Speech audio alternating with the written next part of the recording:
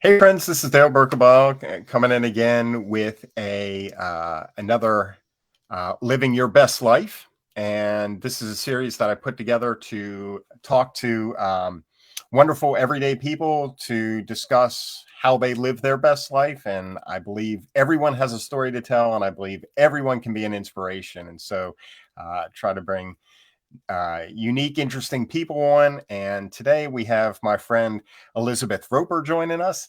And so let's welcome her. So, hi, Elizabeth. How are you doing today? Well, so far so good. So far so good. Very good. And so just tell us a little bit about yourself and we'll kind of jump Sure, into things. sure. Well, as you said, my name is Elizabeth Roper, and I am about to turn 57 years old. I have a small business. I'm a personal chef, and so I specialize in special diets. People need help either starting up a diet or maintaining a diet, but then I also just make good food, hella good food. And anyway, so I have clients that I see every week, and then I do small dinner parties and small special events and things like that. And I've been doing that, golly, for a hot minute. And let's see, what else? I have two cats that are the center of the universe. And that's about it, really. Okay. Well, boy, the photos of the food that you make looks amazing. Well, Uh, thank you. Thank yeah, you it looks like very you're much. doing some awesome work. Thank you. Okay, so my business is Hellagood Life, and Mhm. you've already kind of tapped in hella good food that you make. Yep. One of my questions that I start out with is, what does Hella Good Life mean to you? Oh gosh, it means for me doing the things that are necessary to make it more simple for me to choose to be content in my day to day life. It means being willing to do maintenance, being willing to try new things, and being willing to shed the things that aren't working for me. Um, you know, I believe that happiness is a decision more than anything else. And so for me to have the best life I can have, I've got to, for one thing, keep things kind of simple and do a lot of self care and just the things that I need to maintain in my life.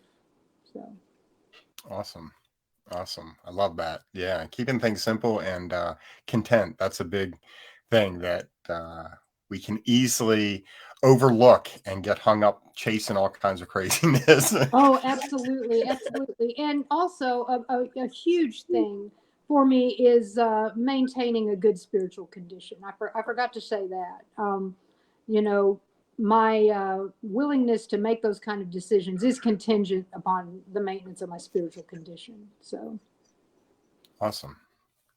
Awesome. I was just watching a video a week or two ago where they were talking about happiness, and they were talking about I think it was like four things that are required for happiness. And one is, I think it was friends and family and spirituality of some sort, whatever that looks like in your world. And I think work was the fourth one that they talked about. But um, that's spirituality can certainly be a piece of that. mhm. Um, so I do this sort of odd odd question where I allow the guest to kind of pick and choose or kind of do whatever feels right. So I provide three questions. You can pick whichever one sounds best, or you can answer all three, or we can just run with it. Whatever works for you. Okay. And so the first question is, where do you find the most joy? Mhm. The second question is, what inspires you? And the third question is, what is your superpower? Oh gosh, those are great questions. Um, I tell you what, it's pretty shallow, but I recently bought a classic Lexus, and it's like in cherry condition. And I love driving that car. I love maintaining that car. It's expensive to maintain, but I do. I find joy in that car. And it's a recent thing. Um, and I find joy watching my cats. I've recently have been through quite an upheaval, over the last few months in my life. And, one of the things that, early on, uh, mattered to me a whole lot, because I just adopted these two kittens, was that they're living their best life with me.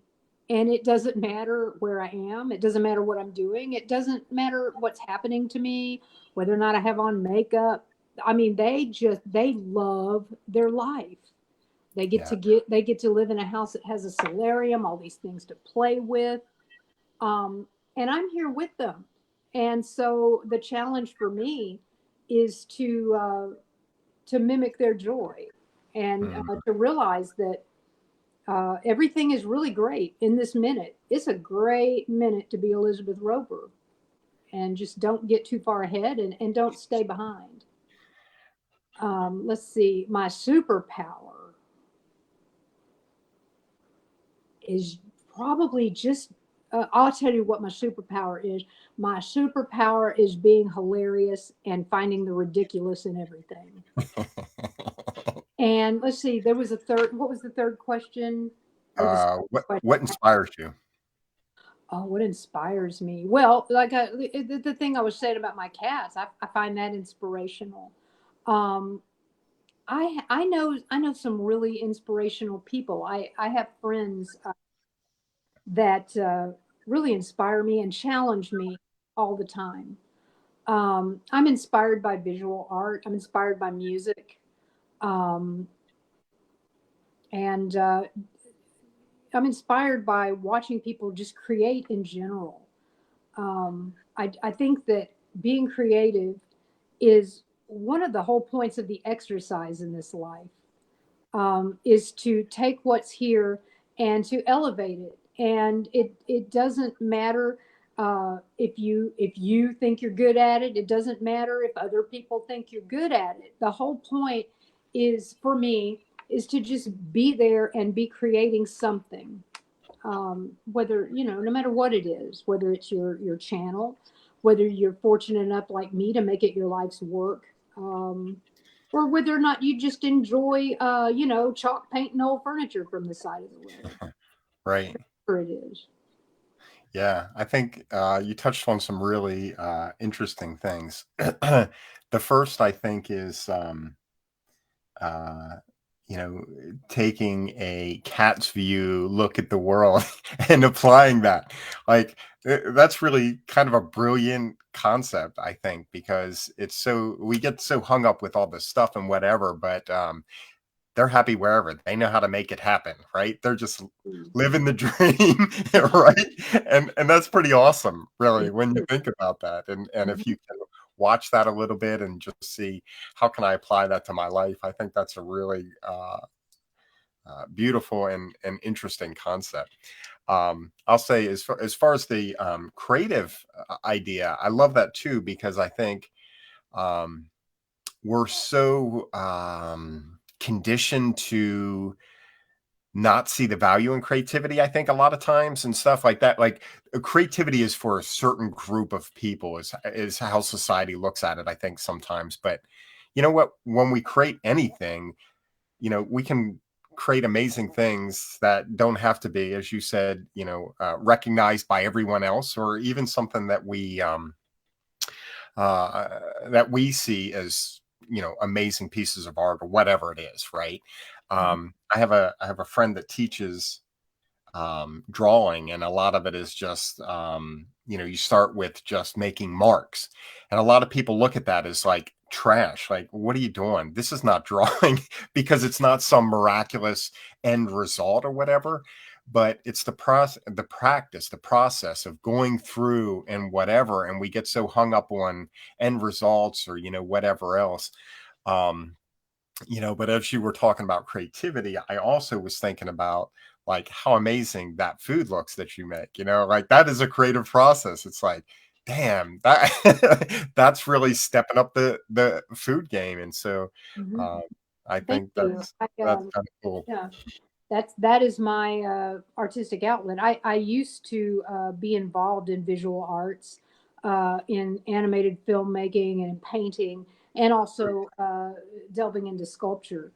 Um, and I used to really enjoy that a lot. But now my focus pretty much is all channeled into my food. So Sure. That's awesome. I didn't know that about you. I would love to see some of your some of yeah, your other areas of art. I'd Uh, love to show you. Yeah, and that's another thing. Where I live now, we have a small room set aside as an art studio, and I've recently bought a whole new set of supplies for painting. And I have a birthday coming up next Tuesday, and one of my goals, because I paint in acrylic and it can be pretty fast, is to make a painting for myself between now and then. And it'll be the first time I've painted in a while. I've done some collage work, but I haven't painted in years. So Awesome. Awesome. Well, I hope you enjoy getting back into it and have a lot of fun there. I think that's painting is a lot of fun. Now, I kind of got hung up on whether it looks good or not because I kind of suck, but it was fun, and I liked creating, I don't know, just kind of weird stuff and whatever. mhm. But yeah, that's awesome. Well, Yeah. and also happy pre-birthday.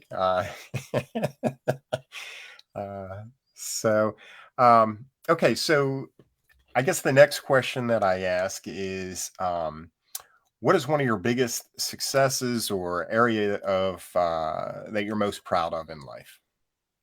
Oh, achieving and maintaining long-term sobriety, Mm, because it's miraculous for someone who has a disease like I do. It's miraculous for anyone to recover for any amount of time, and for me to have been maintaining, I'll have, hopefully, God willing, I'll have 13 years of continuous sobriety, including nights, weekends, and National Biscuit Week in October. And also that, none of the things that I enjoy in life, I mean, the things would be possible, but my enjoyment of them would not be possible if I wasn't sober. mm, So I have to say that's the most important. And the other is that I've made a career out of creating. that's awesome.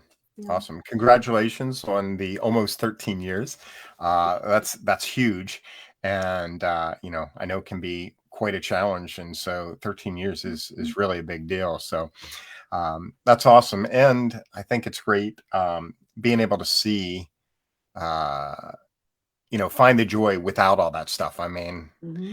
I've had my years of debauchery and whatnot, and I drink once in a while, but it's very rare these days. And I was in a different state at that point, so I can Right. Right. see how Well, you can go ahead. yeah.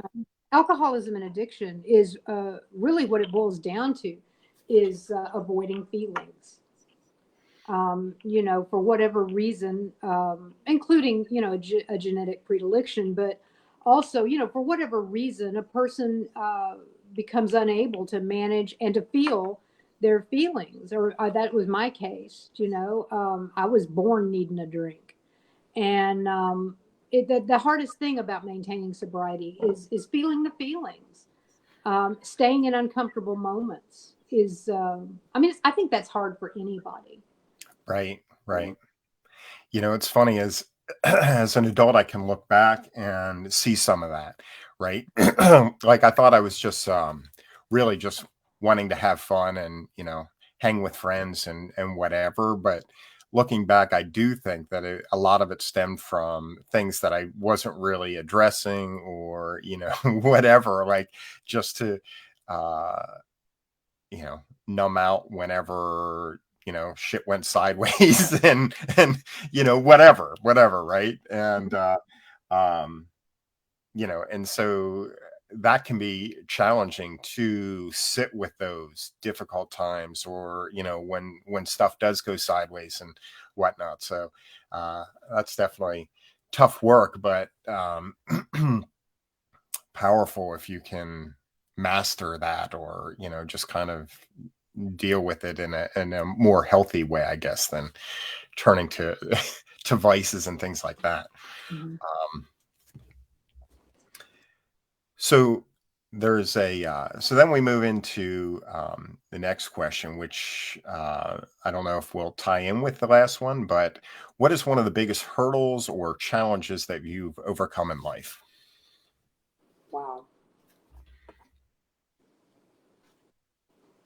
I would say, other than addiction and alcoholism, um, the biggest challenge for me is surviving trauma, and especially, I had a recent uh, deal where I survived a violent crime, and I have had to practice a very deep commitment of self care, and I have had to do things other than just practice spirituality, practice a religion, practice a 12-step way of life, to do that.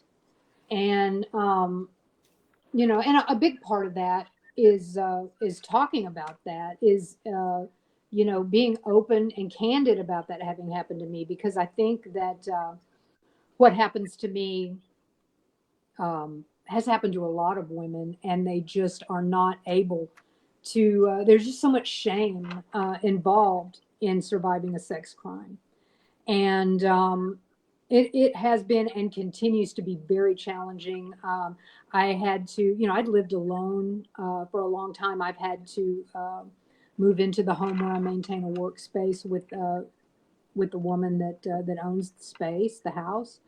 Um, there's so many things. I've had to start a regimen of psychiatric medications. I did a series of ketamine infusions, which is a kind of it's been around for a while, but it's sort of cutting edge to do that, especially in Texas. Um, I've just had to commit myself to not to just letting go of things having a price tag. During the crime, my car was stolen by this person, and it cost thousands of dollars to repair this piece of crap car. But I found that I couldn't drive it, so I was like, well, when I was 22, that was my dream car. I'm going to buy that car because it just made me more happy than the idea of driving an old Chevy Spark. Not that those aren't fabulous cars; they're very well rated, and it was probably my best bang for that amount of buck. But I decided I've always loved the LS 400, and so I got one.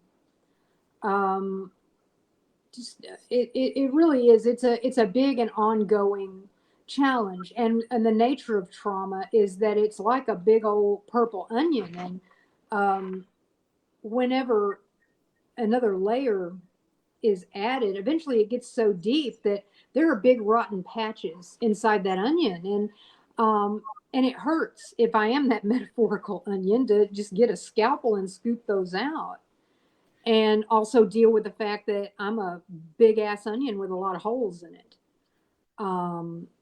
Vanity and things. It's very uncomfortable to recover from trauma, in public.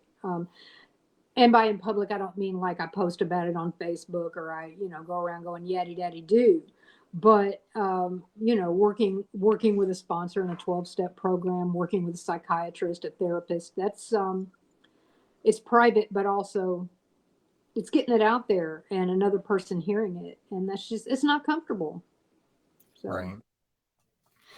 Well, I'm, first off, I'm sorry that all that happened, and that I'm appreciate that you shared it here with us. But trauma is a man. It's just an ugly, mhm. evil monster, and so it takes a lot of work. And I commend you on doing some of the self-care and the therapy and all that kind of different stuff, because something like that would be easy to fall back into the alcohol and all like that kind of stuff, right? And Oh, so, yes, yes, because it got me in the feel bads, and I don't want to feel bad, But also, I would like to say real quick that in case there is somebody watching this that has any kind of sexual abuse, sexual trauma in their life, just from the get go, there are lots of free services here at the Tarrant County Women's Center.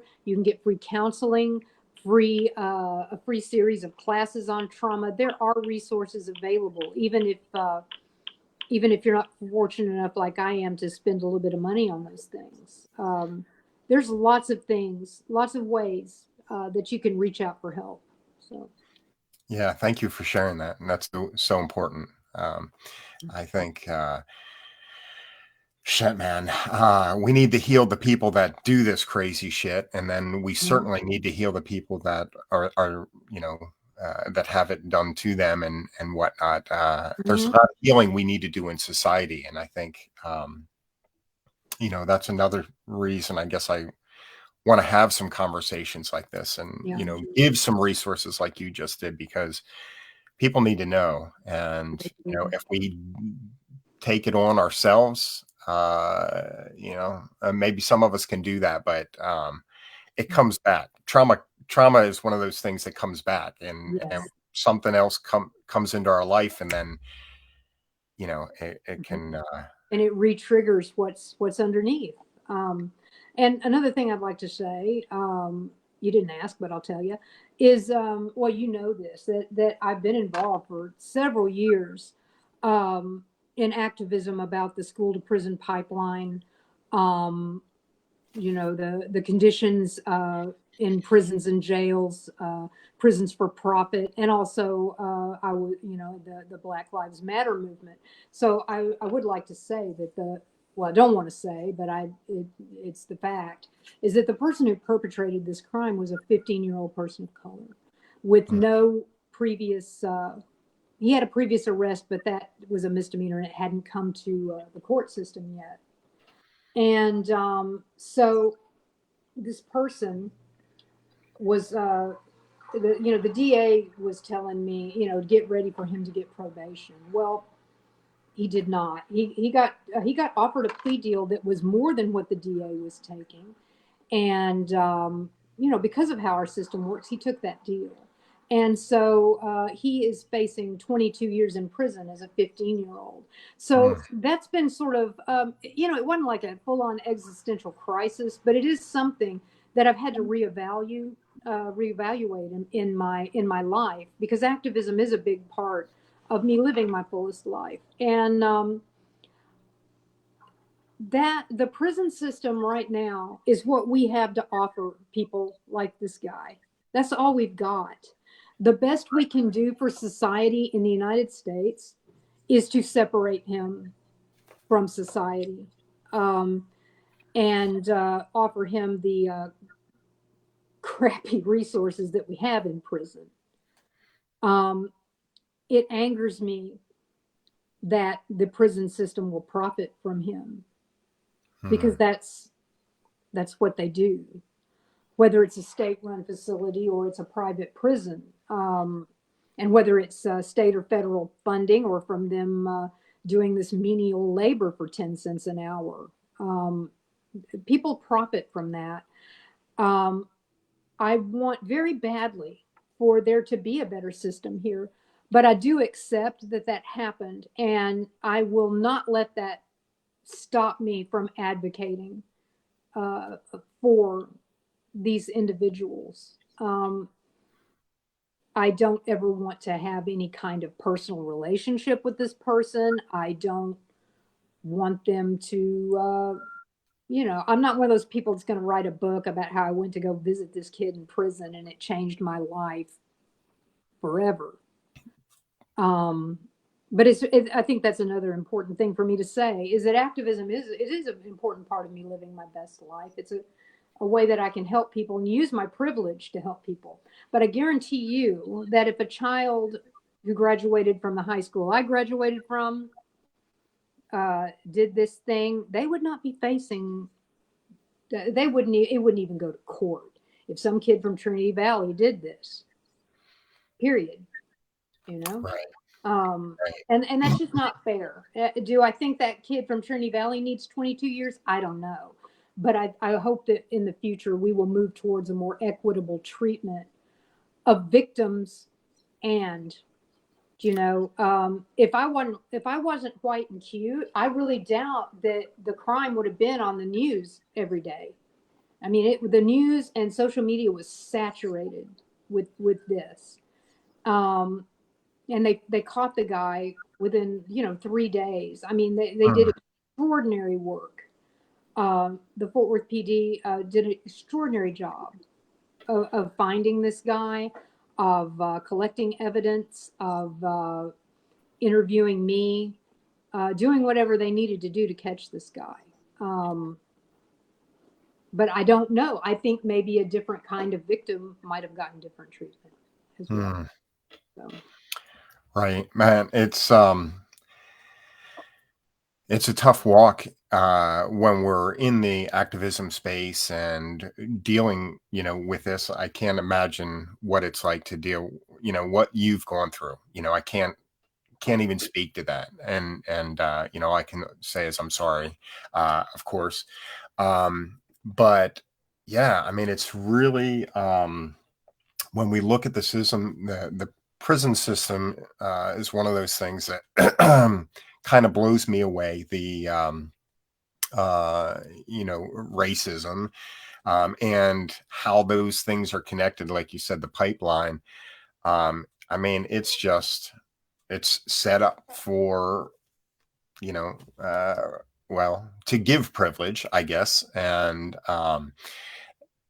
yeah, anyhow, so it's a lot of work, and it feels daunting to do the work to try and make that change, to figure out how to change the prison system, how to support or minimize oppression, and all that stuff. But violence in the community is something that just kind of drives me crazy. Oh, and it even filters down to in Wedgwood, our neighborhood, especially, that all these car break-ins and things. That's how this kid got a gun, is because somebody broke into a car. Maybe not in Wedgwood, but somebody somewhere broke into a car and bought a crappy gun, and gave somebody gave it to him. So you can imagine the piece of crap this gun was, but it's still a gun. He's got a gun. Right. I mean, what have I got? Well, I'm cute, I mean, but that's nothing against even a crappy gun. Um, yeah. And, I don't want to take things into a dark and political note, but, these little things like all the car break-ins going on now and things, are, they turn into serious things. So. Yeah. Well, and that's one of the things that I do think is important for us as a society to, build community, and understand what's going on in the community, and whatever. But yeah, it's, well, it seems like we have these, activists that are kind of in different areas and whatever. But just like anything else, I think we need to come together and really rally the troops to make any change. Oh And yeah, there's so so big. much vitriol and hatred on both ends of the spectrum right now, and it just seems like everything becomes a reason to be divisive these days. And Right. I, ugh, so. One of the other questions I have here is for those that are watching. Let me see here. What is one tip that you would give people for living their best life? Oh, take time in the morning and in the evening to practice some form of mindfulness, whether it's doing a religious practice, whether it's just sitting in the silence and counting your breaths. Um, I don't always succeed in having a still mind first thing in the morning. Sometimes it's just because I haven't had coffee, but I do recommend that. Whether you believe in a God or a higher power or not, um, I highly recommend that. And in the evening, 6 out of 7 evenings, I take a long hot bath and I make a list of 10 things that I'm grateful for.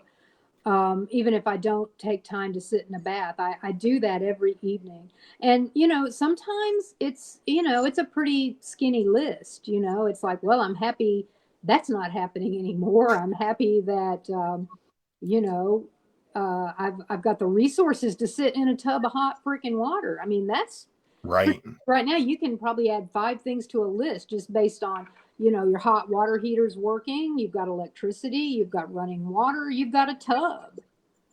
Um, Yeah. there's and an able body to get in the tub. Uh, Right. it's Right. like once I get going, it's easy to do, and it sounds real Pollyanna, but it's really important for me. It's really important, um, and sometimes in life, it's frequently. Right now, it's sometimes I really do get a feeling of being spiritually uplifted doing those things. So, Yeah.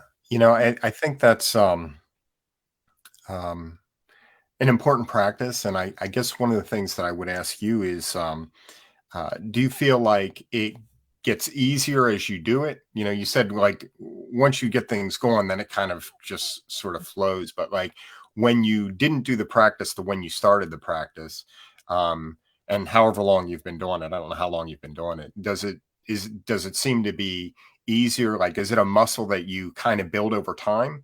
Would you yeah, say? it absolutely is, especially gratitude. Gratitude is a muscle, for real. Um, because of gratitude, I'm able to turn, for instance, my resentments into a positive practice.